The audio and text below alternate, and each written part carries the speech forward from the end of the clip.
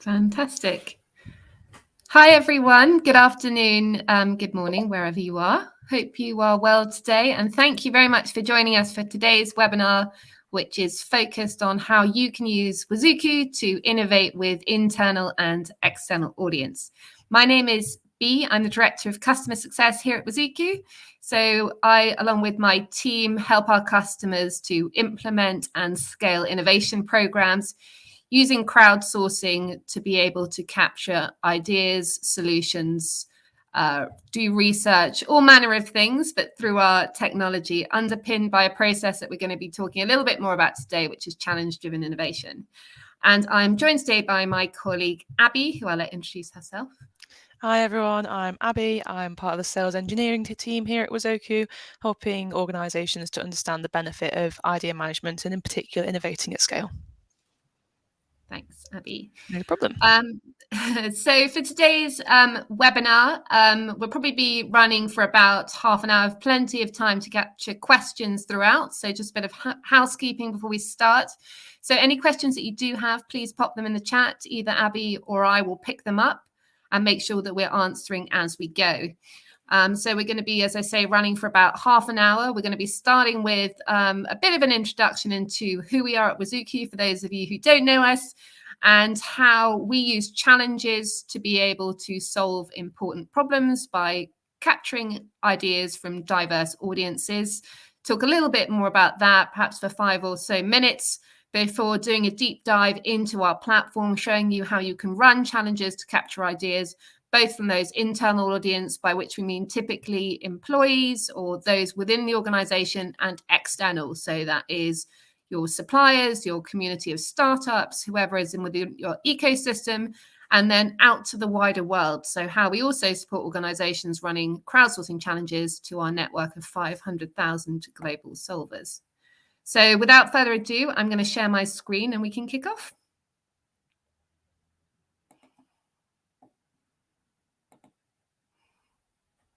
Lovely. So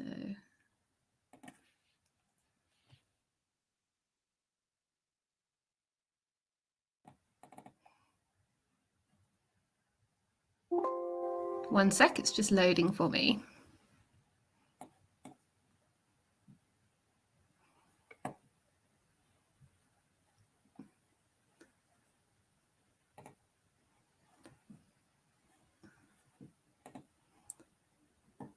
Sorry, it's taking longer. It's all loaded up, taking a second longer than expected, but one sec. It's always the way, B, don't worry. Lovely. Abby, can you confirm when you can see my screen? Yeah, I can't see it yet, but once it's up, There we go.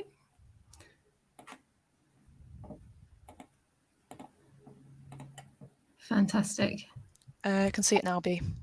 Lovely. Thanks so much, Abby. Sorry, it took a second longer than expected there. But as I said, we're going to do a brief introduction into us, our challenge-driven innovation methodology, and how you can use our platform to run challenges to internal and external audiences. So as I say, just a little bit about us. So as Wazoku, as we said, we work with organizations to help implement scalable innovation programs. We've got about 21 years collective experience with 2 brands, Wazoku and Incentive, running challenges to audiences, be those internal, external, or truly open crowd. So our platform is used by organizations to crowdsource either ideas or more fully formed solutions.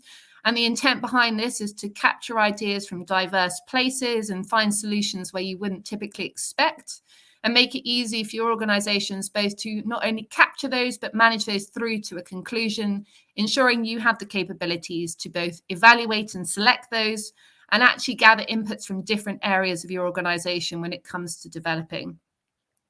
We are underpinned by a challenge-driven innovation methodology, which I'm going to tell you a little bit more about, but really ensuring that organizations are able to ask focused questions and ensure that their output of their innovation programs is truly successful, it's sustainable, and most importantly, it's scalable, and to allow organizations to be able to do that in a uniform way.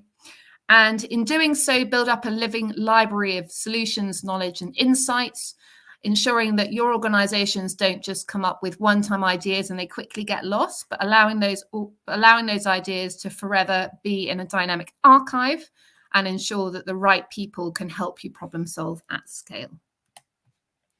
Lovely. So a little bit more just about what a challenge is. So when we're talking about challenges, what we're really just saying is we want to put problems that matter out to a crowd, either an internal or external crowd, and offer incentives to drive contributions. Now, those incentives might not always be financial. In fact, most cases they're not.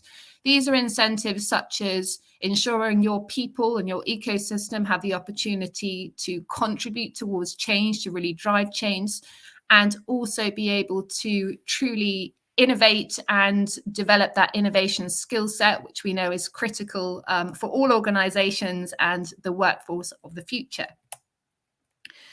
And when we're talking about challenge-driven innovation, we're really talking about breaking down big problems, be it sustainability, be it efficiency, into more specific challenges. So what we think of as portable units of work, and exposing those to a new audience. As I said, that might be an internal audience, such as your employees, or an external audience, such as your startup communities. It might be your different supply chains, your customers, or even a completely wider world open crowd, allowing you to formulate those ideas through and find the solution. So we're taking the methodology, these processes and tools, really to ensure that innovation is a repeatable and value creation activity. Because if we were to ask someone, come up with your best sustainability idea, you might get all broad spectrum of ideas, quite a lot of which you won't be able to implement. But if we really focus down to a specific problem or challenge, we're more likely to get that specific output and really drive the change that we want to see. So this methodology is really taking the principles of open innovation, by which we mean going out to people outside of the small network that you see on a day-to-day basis, and truly harness the collective intelligence of those crowds, but also some of the crowdsourcing principles which allow us to be able to not just leverage the knowledge around the specific solution, but insights, experiences, so that we are actually collectively developing solutions through. So again, many minds are better than one, and how can we truly capitalize on the people who know our organizations best to truly solve those problems? Now, the process is the same regardless of the audience you're running a challenge to. And we start off with a specific goal or opportunity. This might be a project, it might be a program, it might be a 10-year program. But what we want to do is really understand what that bigger goal is, and then define that into specific challenges. So challenges where we have a limited time frame to be able to solve it, that it's actionable, it's supported by the organization, it's specific, and it's owned by an individual. Those are the things we need to really make a challenge successful. So once we define those challenges and actually put those out to a crowd or thought about them in a little bit more detail, we would then go about selecting the channels. So who are the people who we think is most able to help us solve this problem? As we say, it might be internal, it might be an external, the partners, the suppliers, whether it's a clinical research organization or even a completely external crowd to you. You might even choose to do both in parallel and see which ideas come up. But it's often about focusing, who do we think is the right person or group to help us solve this problem? Launching that as a crowdsourcing challenge on our platform, and then garnering those solutions, bringing them in, and allowing us to go through an evaluation. So really a selection to see which ideas are in scope, which are feasible for us to do, viable and desirable, which of those can we take forward, integrate into our organization, and then truly execute, really creating that value.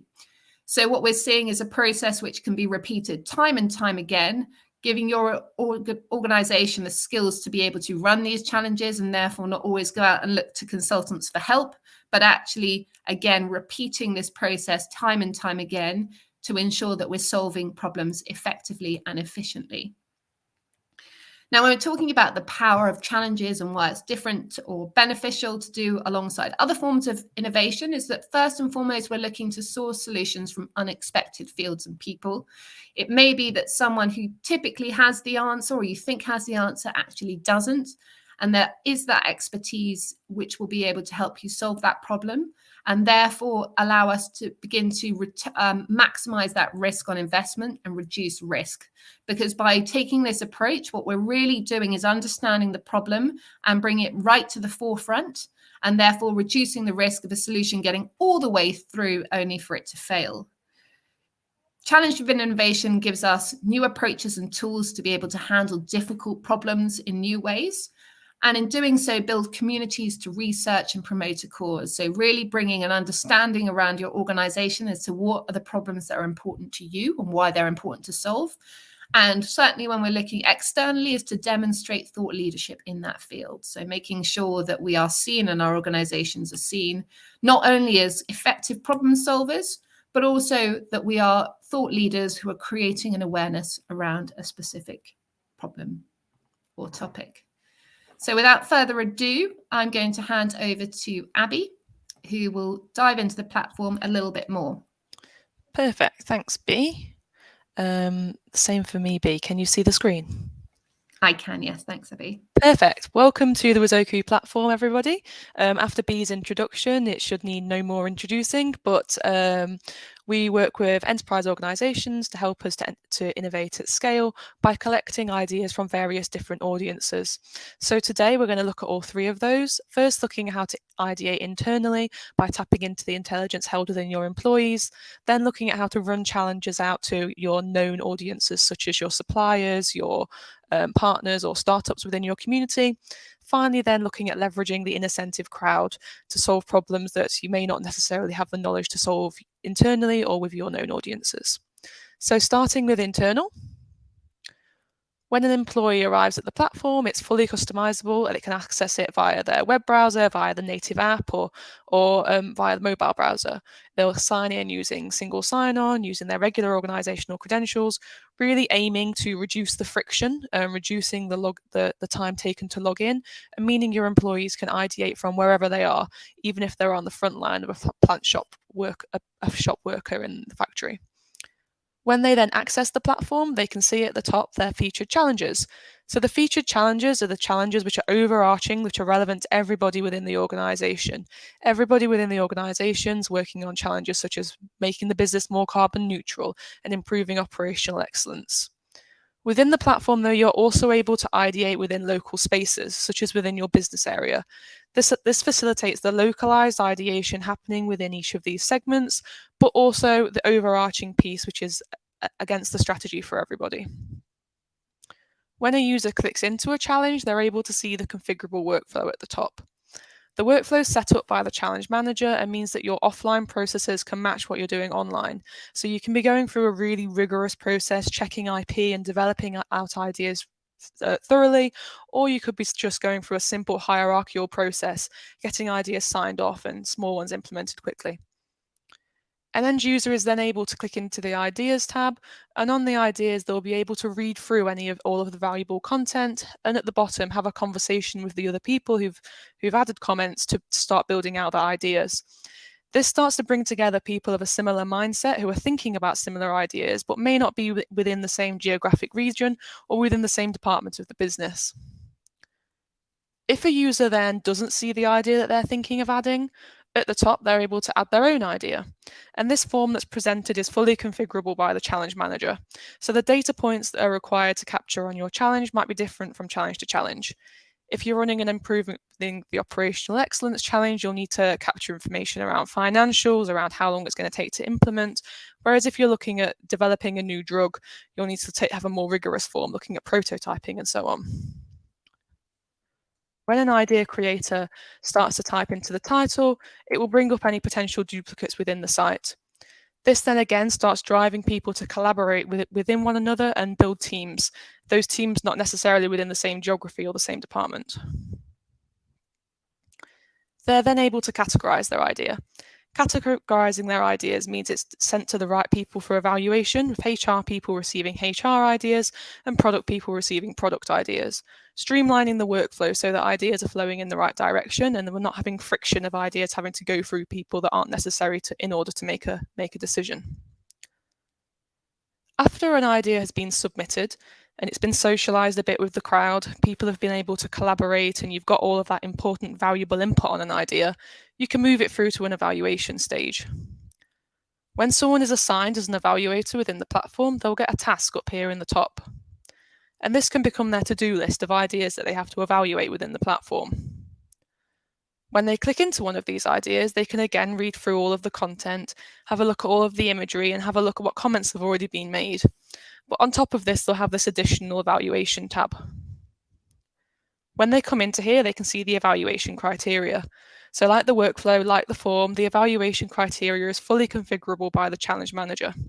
At the outset of launching a challenge, you should be clear to the crowd about what the criteria of a good idea will look like, whether or not it's implementable within 5 years, maybe it's the impact of carbon output. This criteria of what a good idea looks like should then align to what you're evaluating an idea against. So a subject matter expert is able to easily come in, rank the idea against the scorecard, and have a discussion with other evaluators about why they've made that decision and whether or not they should progress. After they've come to a conclusion, they're able to submit their decision on whether or not they want to progress the idea. At this point, they then give feedback to the idea creator, closing the feedback loop, which is a really important part of idea management. They're able to feedback to the idea creator, explaining why the idea doesn't align with what they're discussing, and referring back to the challenge overview as to how it's outside of what a good idea looks like and what they initially said at the outset. They're then able to publish this message on the status update tab, making it clear to the rest of the crowd why an idea was rejected or why it was progressed. This can prevent further duplication of duplicates being added to the system, as people don't understand why an idea has been rejected and they're less likely to add it again. So that concludes ideating internally with your employees. We're now going to tip into ideating in a co-creation community. A co-creation community is an area of the platform or a microsite attached to it where you're able to ideate with external parties that you know of. These could be suppliers, it could be a university that you're partnered with, or in this case, it could be startups. Your microsite or your co-creation community can have a different access pathway so people can easily log in and interact with you, and it can also be branded up completely different to your main site. So you can be running 2 completely separate initiatives but on one main platform. When users come through to here, you can run challenges in exactly the same way as you can internally, using all of the same functionality. And when you capture exciting ideas externally, you can then move them back internally to add the valuable input of your internal subject matter experts, or to build them out using your regular business as usual processes that you have on your internal platform. The seamless movement of ideas from internal to external can also allow you to move challenges externally to then ideate additionally with the external crowd and gather their input after you've previously run them internal. The final part of the 3-audience journey is tapping into the 500,000 diligent problem solvers within the incentive crowd. The incentive crowd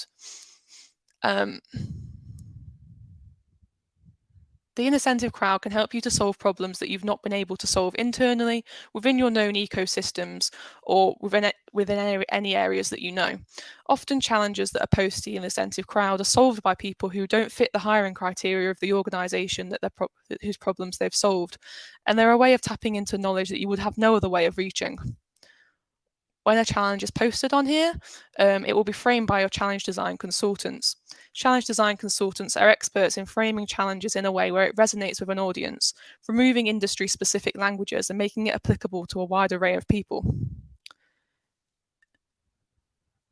So that concludes our journey between the three audiences.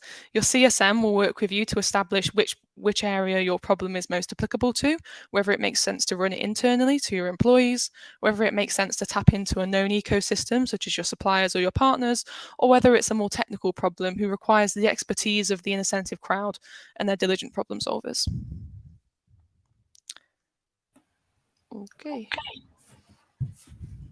Thanks so much, Abby. So we've done our tour of the platform and shared a little bit more about challenges. We've yet to have any questions. So is anyone going to be brave and ask us a question either about challenges or innovating with either that internal, external audience?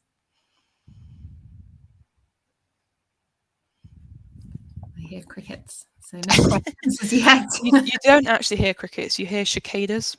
Oh, right. Okay. Yeah, when people say they're crickets, they're actually cicadas. Okay. There you go, everyone. That's a fact for you. Lovely, Abby. Can we just show a little bit around the platform analytics? So a key part of this is obviously not just running the challenges, but having an overview of who is participating. So if we could just have a little dive into that for the next couple of minutes or so. Otherwise, we can let you get back to your afternoons and mornings. Yeah, so I've got a challenge set up for that bee, which I can show. Thank you. Can you see how do we reduce waste across our organisation? I can do, but actually, as we're saying that, just hold for a second, because we've had our first question. Thank you, Karen. Who are the people in the innovative crowd? Apologies if I missed that. Don't apologise at all. So our innovative crowd is a global network of around 500,000 problem solvers across all industries with all manner of expertise. So you'll find startups in there, you'll find retirees, academia, general tinkerers, who have been part of that crowd, and it's taken around 20 years to build that crowd. So a whole host of people with varying experiences and expertise.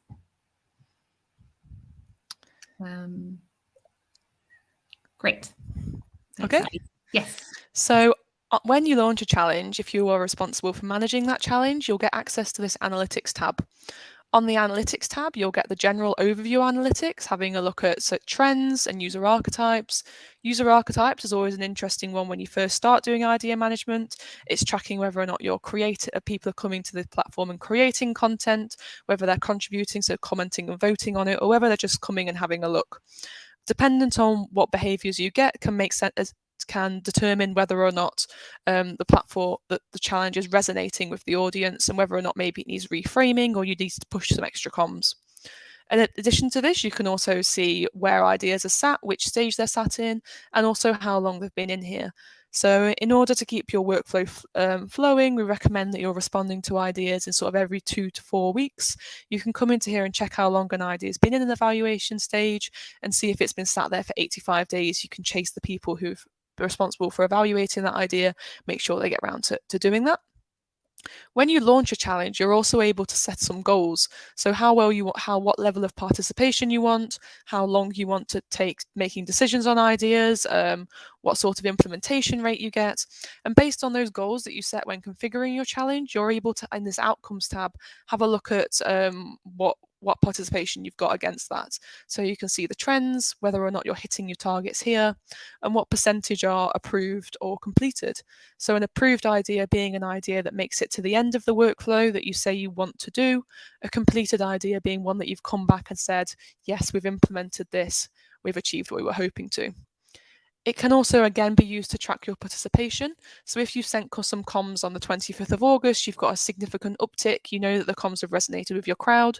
If you sent some comms on the 14th of July, you might want to come reevaluate, reframe them a little bit, or post in a different manner. Alongside the participation metrics and the implementation, you'll also be wanting to know how much money is coming through the funnel, what's our financial tracking look like, and you can see this in the idea pipeline. So when an end user adds an idea to the pipeline, they're able to estimate how much they think that idea will save, how much revenue they think it will generate, and how much they think it will cost to implement. The sum of this can be seen in the gather stage, and so you can report up to senior leaders and say, this is how much we expect to come through the funnel soon. This is the value of the ideas that we have in there. You can also report back when an idea has been actually implemented, what revenue it did actually generate and what savings you did actually make from it. So you can say in the completed state, you know for certain that this money has actually already been received. This can then be plotted over a break-evens chart. Often we find when end users estimate how much an idea will generate or how much savings they expect it to realize, they can be a bit over ambitious. So this can be shown by the high up initials here. When it's been validated by an evaluator and when it's been actually implemented, it's usually quite close together, as seen down here. So you can say, this challenge is saving me this amount of money, and I can report that within the platform, this is the savings that we're realizing. If you're then a platform admin, you'll want to see a roll-up of this data. And so in the analytics section, you'll be able to see an overview of all of the challenges that you have running, whether or not they're currently active, what kind of archetypes you're getting on them, whether or not you're just getting people lurking, whether or not you're getting everybody creating, and you can have an overview snapshot as to what's currently active in our platform and what should we be focusing on. On top of that, you then get the participation. I've got, sorry, one question that I'm just going to hold fire for a second. Sorry. But no, thank you. Thank you for that. So George, you've asked, is there any format to send some ideas of the solution to a challenge? If I'm answering correctly in terms of the format of the specific ideas that you can upload, so you're able to actually, when you're sharing a solution, it's not just free text, it's images, it's videos. There are lots of different formats to the different ideas that we support. Does that answer your question? Oops. One more, going to the next one. So we've had one from Ian. For co-creation communities and when using an outside crowd, how do you manage risks of things like IP? So I can take a stab at that one, Abby. Yep. So in terms of open innovation challenges, so we've got a team of challenge designers and we have what we call a challenge specific agreement. So that's something that someone who is participating in a challenge will sign to be able to manage the IP, both for the seeker and for the solver.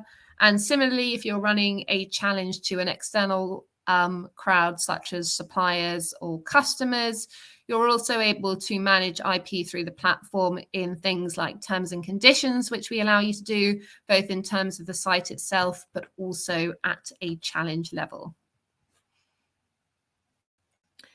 And a question from Dino, what amount of resources is needed to run a platform within an organization? So typically when organizations are implementing these programs, what we would see is there's a central program team. It's often a program sponsor and a program manager who are running the innovation program. And they're, depending on how scaled out the program is, might be working a couple of days a week full time on this. But actually, that's all you really need, because the challenge owners and the challenge managers will typically be problem owners across your organization who will be working on a challenge either continuously or for a fixed period of time. So depending on the type of challenges, it can be anything from 8 hours end to end, versus challenges where you might be running it continuously, where it might be taking you, let's say, 4 or 5 hours to ensure that you are challenges going, people are evaluating ideas and doing what they need to do. And another question from Eugene. Fantastic, all the questions are firing in. This is great. Is what is the success rate for both internal and external challenges? So certainly for our external challenges, we have an 82% success rate, meaning the challenges that the seeker, so the organization who's looking to find a solution, 82% of cases has actually found a solution and chosen to make an award. With internal challenges, it depends, because they will then choose themselves as to whether it's successful or not, whether they take ideas through. But again, similarly, quite a high success rate, probably in the same sort of ballpark. Thank you. You're welcome. Lovely. So I think that's all the questions so far. Another one. From John, we have people all over the globe. What governance structure do we need to run a program using both open innovation and internal? So again, John, in terms of the governance structure, we would see typically a centralized program team. But what we see really at scale is that either divisions or specific programs then have a sponsor and a manager. So let's say HR was one of my core organizational functions, and there's a program running organization-wide. You would have someone who's looking after the HR challenges in that specific space, rather than it all being lumped into the central program team. So think of that central program team really as facilitators, enabling different parts of the organization to run challenges as and when they have a problem that they need solving, which can be helped by the crowd. Great. And that leaves you on perfect time, Bea. Lovely. One more though. This is fantastic. So can we develop shared learning on a range of issues around sourcing and growing food, managing food waste, impact on climate change? So this is really interesting, and actually to what we said earlier around communities of research. So part of the solution is actually solving problems, but also part of it is providing solutions. So the benefit of challenges and getting either call for new solutions or collections of existing solutions, it becomes a way in which people can say, I've got this problem to solve. Is there already a solution? So we would very much encourage, and a lot of our customers actually use the platform for this use case, is to be able to say, here is some best practices or already implemented solutions around topics such as the ones you've suggested, whereby people can come in, they can see what solutions already are, learnings and best practices are already available, and really crowdsource that knowledge and expertise as well as looking for solutions. So do we have any customers who run both internal and external programs and coordinate their activities between both? So we do have customers who do both, and what they typically do, looking back to that challenge-driven innovation process, is a request might come into that team to be able to run a challenge. They will then find the problem owner if it's an open innovation challenge or an internal innovation challenge, and they will become responsible for actually owning the solutions to that problem. So dependent on whether you're running a challenge for an internal, external, or open audience, that program team, if you are doing all three audiences, will oversee the challenge pipeline, as we call it, of those problems and ensure that the right problem owner is responsible for it. You're welcome. Now that leaves you nearly on perfect time, Bea. I didn't want to cut anyone off if there are any questions. So yeah, a recording will be available. And can I do a push that we have these webinars are now happening kind of on a weekly basis. And for anyone who's new to Wazoku, you can find out about our upcoming webinars. The next is on the 25th of November. I was combining November and innovation there, with Elvin Turner, and we're looking on Swipe Right to Innovation. So best-selling author, really, really fantastic person. So we encourage you all to come along. And as I say, go to our webinar calendar, sign up, and we'll be doing both practitioner webinars, looking at parts of platform and process, as well as interviews with thought leaders and customers who are doing this. So thanks very much, everyone, for today. Have a lovely rest of your day.